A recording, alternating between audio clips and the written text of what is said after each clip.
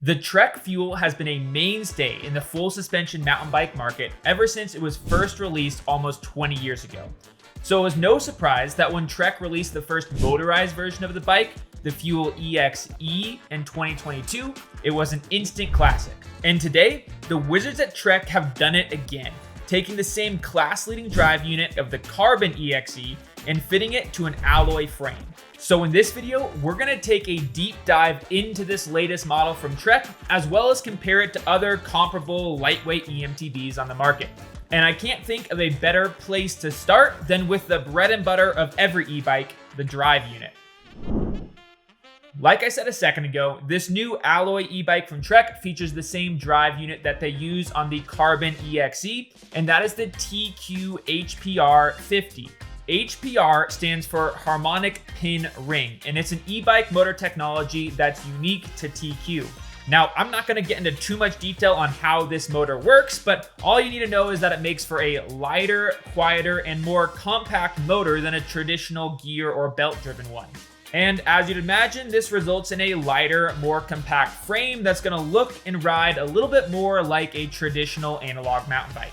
And while that TQ motor may be small, it still packs quite a punch. In fact, up to 50 Newton meters of torque. But of course, that motor wouldn't be giving you any torque if it didn't have a power supply connected to it. And in this case, that's gonna come from a 360 watt hour down tube integrated battery. If you're looking for a little more juice, Trek does sell a 160 watt hour battery extension that can go straight into your water bottle mount. Or if you wanna go for a natural ride without the battery, that battery is fully removable and you can still ride the bike with the battery out. Lastly, I really have to hand it to Trek for integrating the display and control unit into the top tube. It just makes the bike look that much cleaner and again, feel a little bit more like a traditional analog bike. And speaking of feeling like a normal bike, that's what we're talking about next, the geometry. The aluminum Fuel EXE is sold as a full 29-inch bike with 150 millimeters of travel up front and 140 in the back. But if you're looking to add a little bit more party to your e-bike, Trek does have an adjustable flip chip. They call it the MinoLink, and that's gonna allow you to run it as a mullet with up to a 160 millimeter fork in the front. One of the awesome features that this alloy version of the EXE has that the Carbon doesn't is the adjustable headset cups that you see on the analog Fuel EX. These allow you to adjust the head tube angle by a full degree in either direction, going all the way from 63.7 to 66.2 degrees. All of this geometry adjustment makes the Alloy EXE probably one of the most versatile e-bikes on the market. And if you're looking to get your first e-bike, that's great news. Trek is currently selling the Fuel EXE with 3 different build kits, ranging from the EXE5 that starts at $5,500 all the way up to the EXE8 GX Axis, which lists for $7,400. The base model EXE5 comes with a RockShox Recon Silver fork and an X-Fusion Pro 2 shock. It's also got a 12-speed Shimano Dior drivetrain and some Tektro HD M745 4-piston hydraulic brakes. Trek's in-house part brand Bontrager is going to be covering just about everything else on the bike, and the spec looks pretty solid other than the tires. It's got the Bontrager Wire Bead XT3s, and from the research that I've done, it doesn't look like those are tubeless ready. But even with those tires, I still feel like this is a pretty good value for money, and weighing just 45.9 pounds or 20.8 kilograms, it's lighter than just about every other e-bike in that $5,500 price range. Moving on then to the Trek Fuel EXE8 XT, which costs $6,599. And as you probably guessed, the XT in the name there stands for the Shimano XT drivetrain and 4-piston brakes that you're going to be getting on this model. This model also comes with the Fox Rhythm 36 fork and the Fox Float X shock in the back. The EXE8 is also going to come spec'd with the Bontrager Line Comp wheels, which is a super dialed high engagement wheel set that's going to be wrapped in the Bontrager XR5 tire. It's interesting to see that Trek has gone ahead and used that XR tire casing as opposed to the SE casing.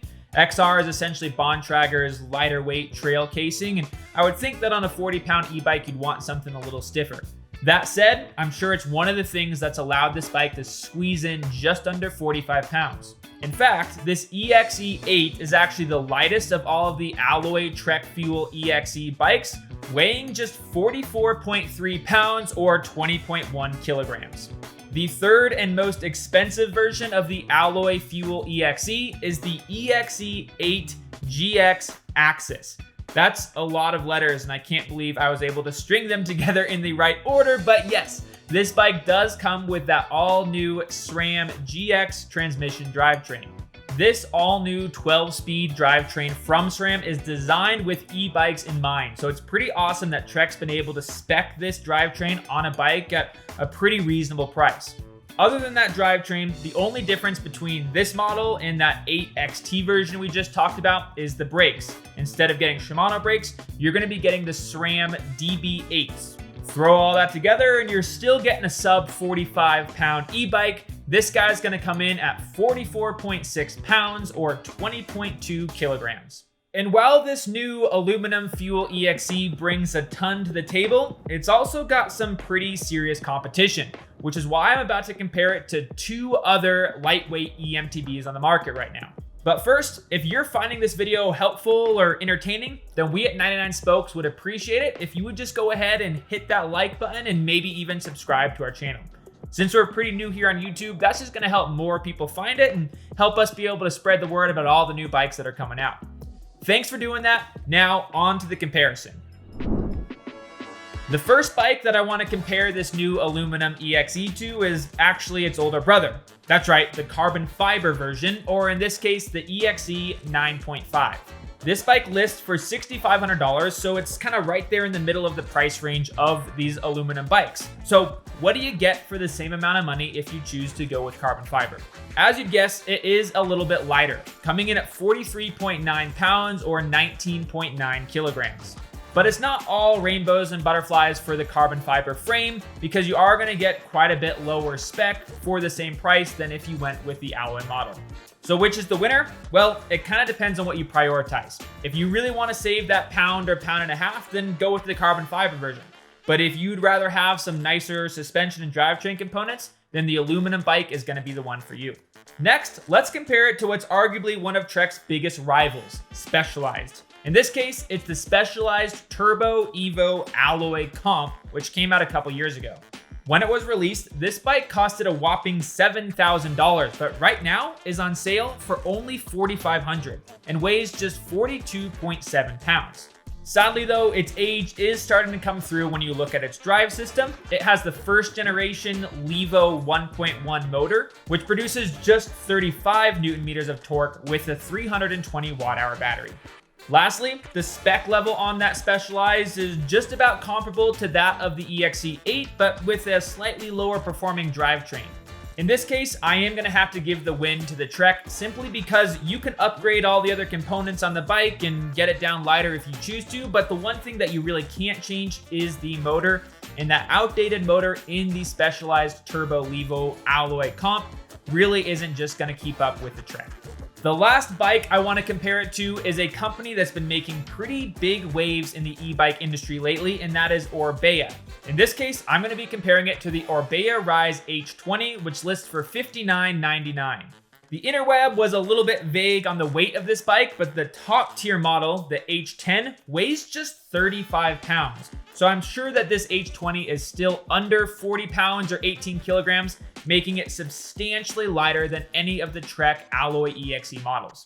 And Orbea didn't achieve that light frame by skimping on battery size either. It's got a 540 watt-hour battery that's linked up to a Shimano EP6 RS motor that can put out up to 60 Newton meters of torque.